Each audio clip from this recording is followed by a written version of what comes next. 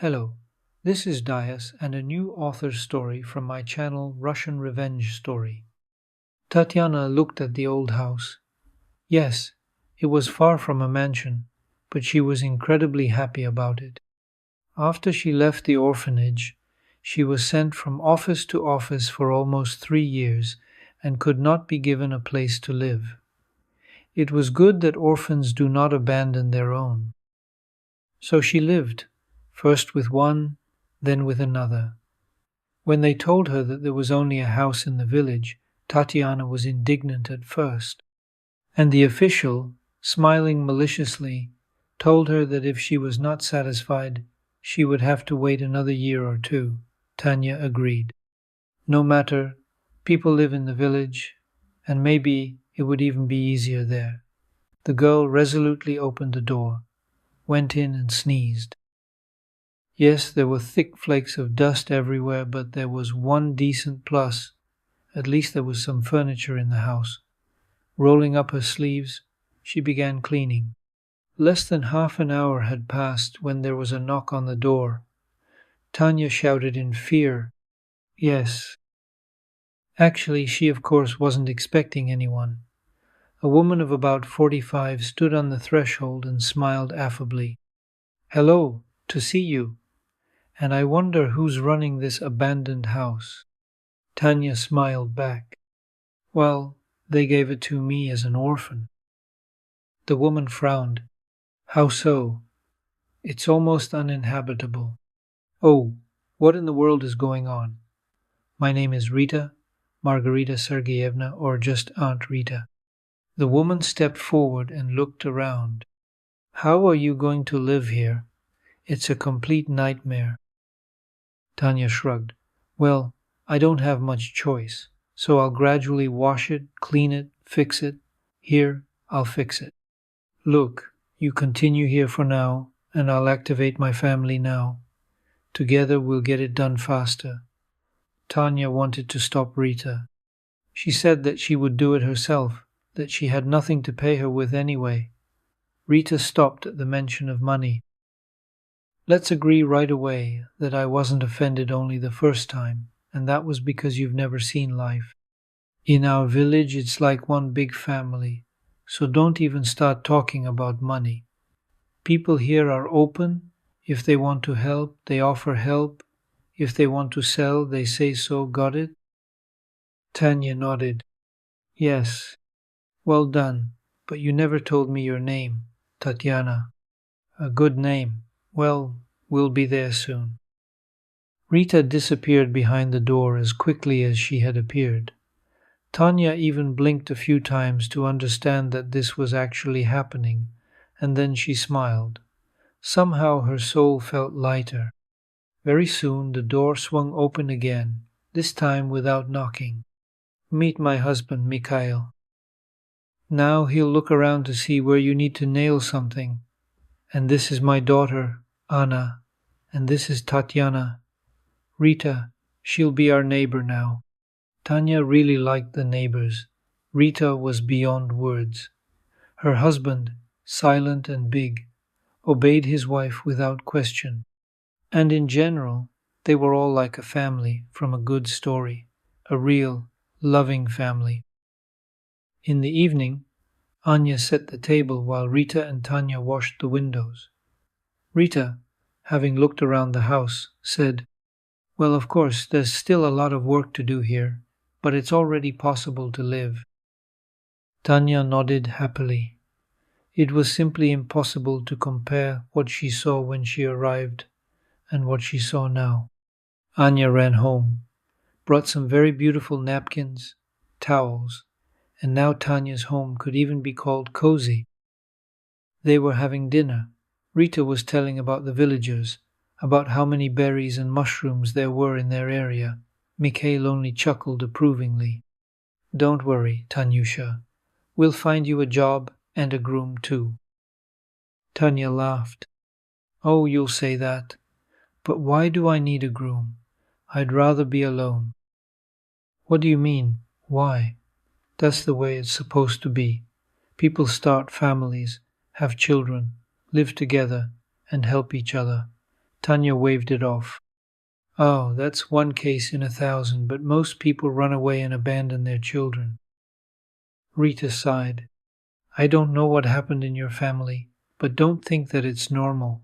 Although, live a little longer, and you'll understand everything yourself. Tanya really got used to it very quickly. After a week, she already understood that she could relax a little, that here, in the village, she didn't have to expect a trick from everyone. Here, they say what they think. Sometimes it sounds a little rude, but you can be sure that no one is holding a stone behind their back. She was hired as a nanny in a kindergarten. The salary was small, but Tanya hardly spent it because the villagers, as soon as they found out that she was from an orphanage, did everything they could to her.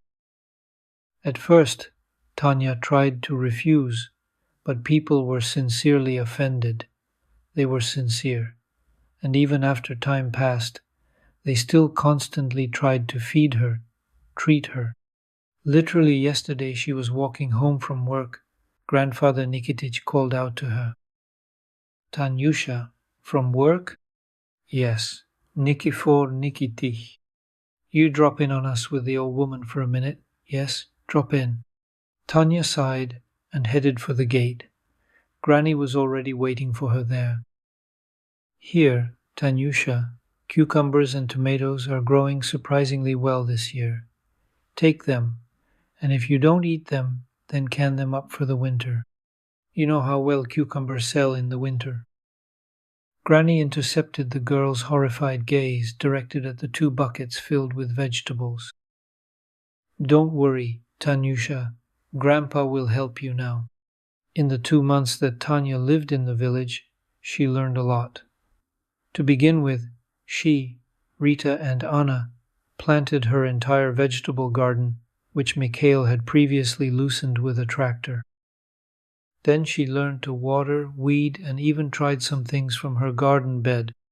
But she learned not to wake up when Rita's crazy rooster flew onto her fence, right under the window where she slept, and bawled his songs.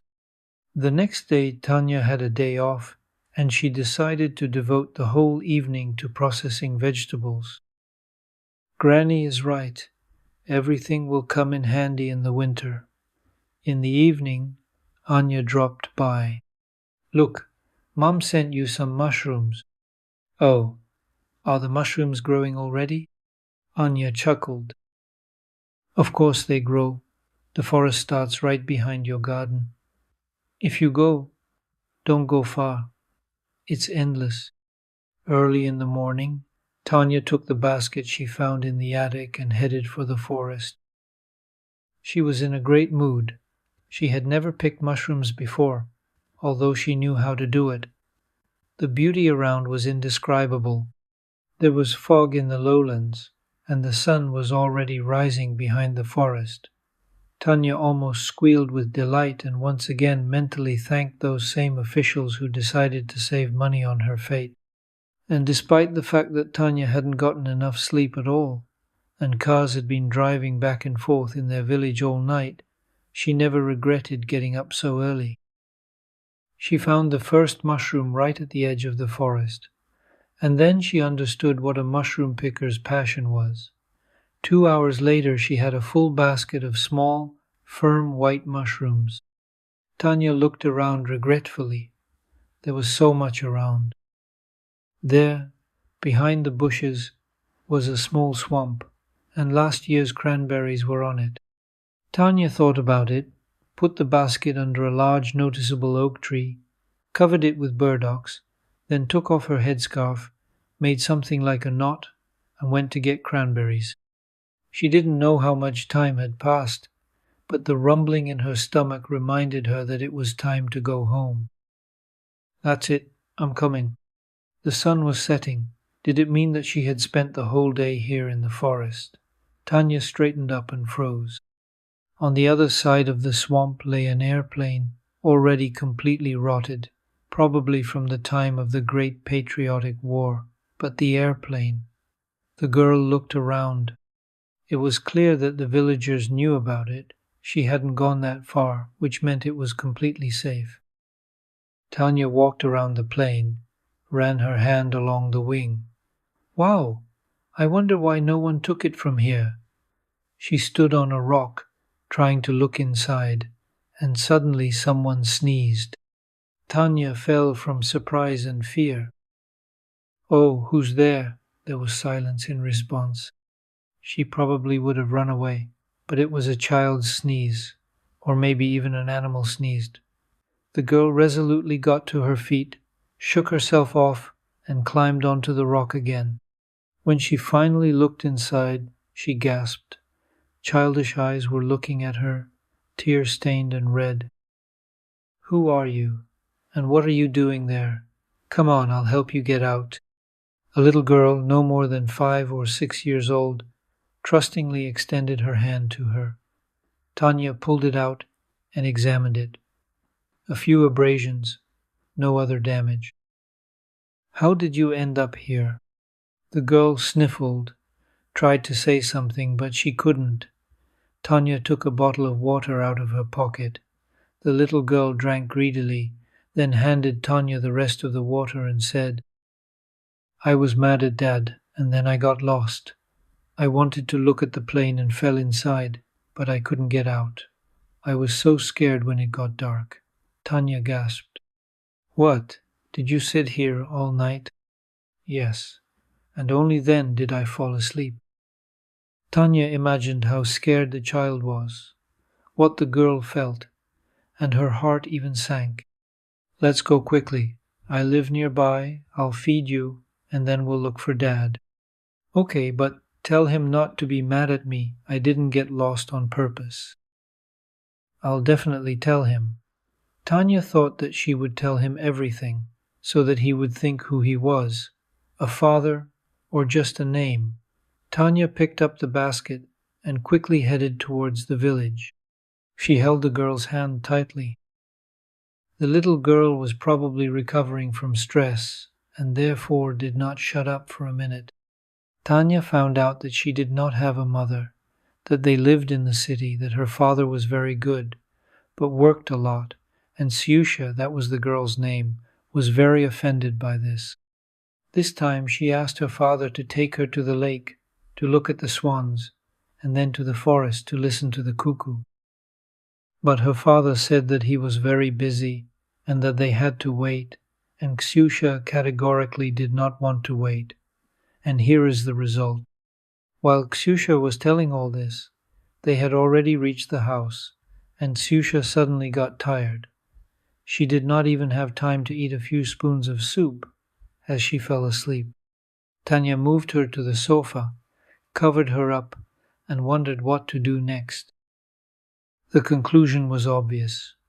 She needed to run to Aunt Rita. She was obviously aware of all the news. What? You? The whole neighborhood is on edge, looking for the little girl. What a shame. Her father is going crazy. Aunt Rita, you call whoever you need to call, and I'll run. She's suffered enough. She spent the night in the forest. Run, Tanyusha. I'll call the local police officer now.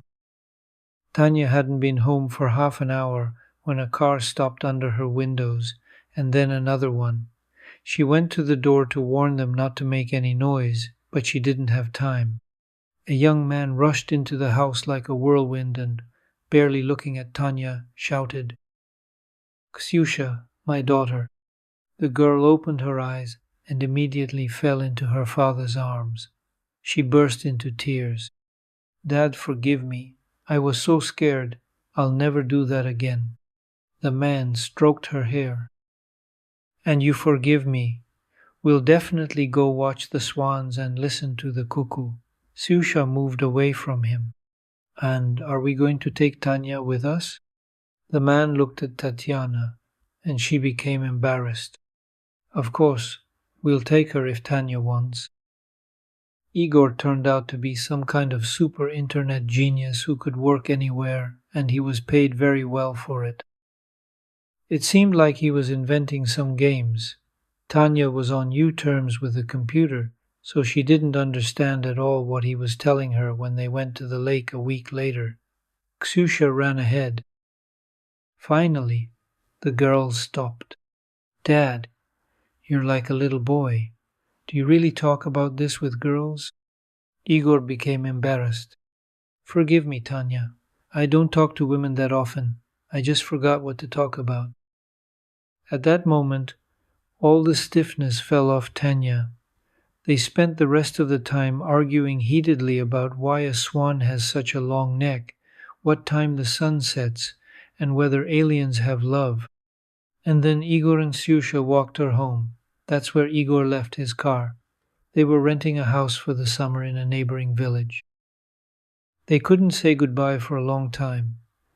Ksusha didn't want to let Tanya go, and Igor somehow held her hand in his for a long time. Finally, the car disappeared, and Tanya, sighing, stepped toward the house. Well, I told you that our village is nice. It's in a good place. You'll have everything here, including a groom. Tanya turned around, saw Rita smiling, and laughed. Oh, come on, Aunt Rita. Igor is not the groom. We are just talking because of Ksusha. You imagined it. Tanya went to the house, and Rita, sighing, whispered, But no, Tanyusha, you can't run away from your happiness, no matter how hard you try. And a year later, Tanya and Igor came to the village to invite Rita to be the godmother of their newborn baby. Well, how could Rita refuse such a request to the young family, especially since Ksusha really asked her about it? If you liked the story, please support me with a like. And to learn about the release of new, interesting stories, subscribe to my channel. All the best to you. Thank you for watching.